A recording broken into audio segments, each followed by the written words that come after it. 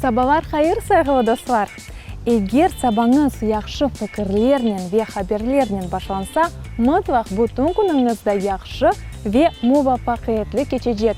Демек, гүзел хабер рубрикамыз тек кефлеріңізні дегілді бұтын күніңізні yüksek seviyеге көтережек. Бірінші хаберіміз керчектен де пек мерақлы ве шашылажақ. Сицилияда яшаған 97 яшқа еткен Джузеппе Патерно Италияның ең бұйық мезуны олды. Инанасыз ма? 97 яшында. О Палермо университетінің фельсефе ве тарих факультетіні бітірді.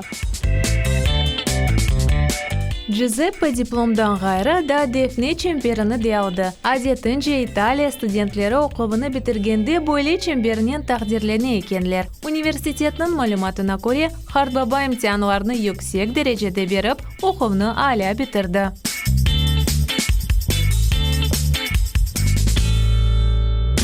Лондон шәрінің математика очасы чешіт лайфхаклармен ичтимаи ағда пайлашып, ағыр риязи меселеріні чезмек ярдым ете. О чоқ маналы сайыларының қолай артырывыны видео ярдыманен көстере.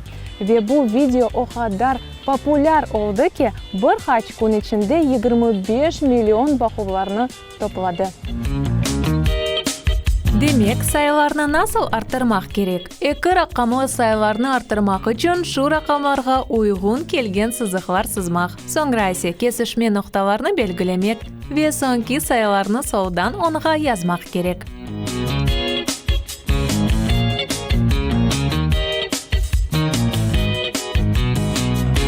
Керчектен де пек пайдалы видео. Атта мен математиканы sevмеген инсан бұл сайылармен пек мерақландым.